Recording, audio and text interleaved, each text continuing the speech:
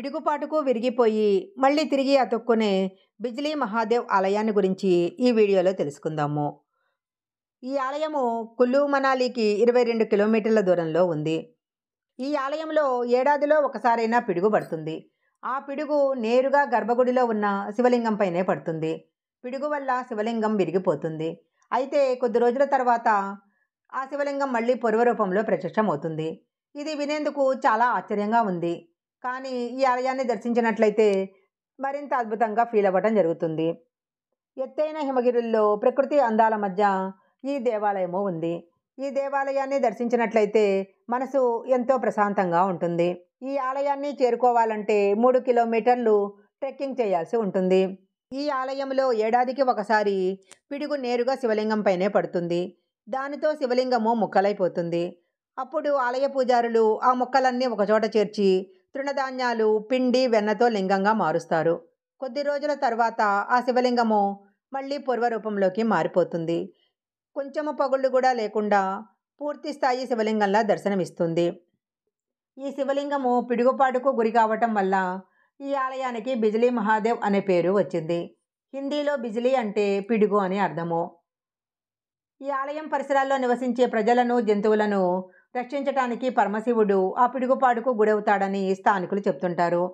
అయితే ఈ ఆలయం ఏర్పడిన ప్రాంతాన్ని గురించి పురాణాలలో ఒక కథ ఉంది. కులు ప్రాంతంలో కులంతా అనే రాక్షసుడు ఉండేవాడు. అతడు ఒక విషపూరితమైన పాముగా మారి మాదాన్ గ్రామానికి చేరుకుంటాడు. అతడు బియాస్ నదికి గండి పెట్టి గ్రామాన్ని వరదతో ముంచేయాలని ప్రయత్నం చేస్తాడు. ఈ విషయం తెలుసుకున్న పరమశివుడు పాము రూపంలో ఉన్న కులంతాను అంతం చేస్తాడు. మరణం తర్వాత కులంతా శరీరము పెద్ద పర్వతంగా మారిపోయింది. అందుకే ఆ ప్రాంతానికి కుల్లు అనే పేరు వచ్చిందని చెప్తుంటారు.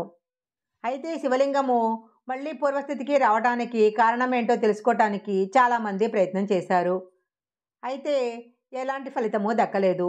పిడుగు పడితే సామాన్యంగా రాయి చల్లాచెదురైపోతుంది. జిగురుతో అతికించిన అది పూర్తి స్థాయిలో అంటుకోదు. అలాంటిది పూజారులు కొంచెము పిండి, తృణధాన్యాలతో అతికిస్తే శివలింగము ఎలా అతుక్కుంటుంది అనేది అంతుచిక్కని మిస్టరీగానే మిగిలిపోయింది. ఈ ఆలయానికి చేరుకోవాలంటే సుమారు 1000 మెట్లు ఎక్కాలి. శివరాత్రి రోజు ఈ ప్రాంతమంతా భక్తులతో కిక్కిరిసిపోతుంది. డిసెంబర్, జనవరి నెలల్లో మాత్రము మంచుతో కప్పి ఉంటుంది. ఆలయాన్ని కూడా మూసేస్తారు. ప్రతి ఒక్కరూ జీవితంలో ఒక్కసారైనా దర్శించుకోవలసిన ప్రత్యేకత కలిగిన ఈ ఆలయాన్ని గురించి విశేషాలు తెలుసుకున్నారు కదా. ఈ వీడియో కనుక మీకు నచ్చినట్లయితే లైక్ చేయండి, షేర్ చేయండి. ఇలాంటి మరిన్ని వీడియోల కోసం మా ఛానల్ సబ్స్క్రైబ్ చేసుకోండి. పక్కనే ఉన్న బెల్ ఐకాన్ని యాక్టివేషన్ చేసుకుంటే మేము పెట్టే వీడియోలన్నీ కూడా మీకు ముందుగానే నోటిఫికేషన్గా వస్తాయి. మరొక మంచి వీడియోతో మళ్ళీ కలుసుకుందాం.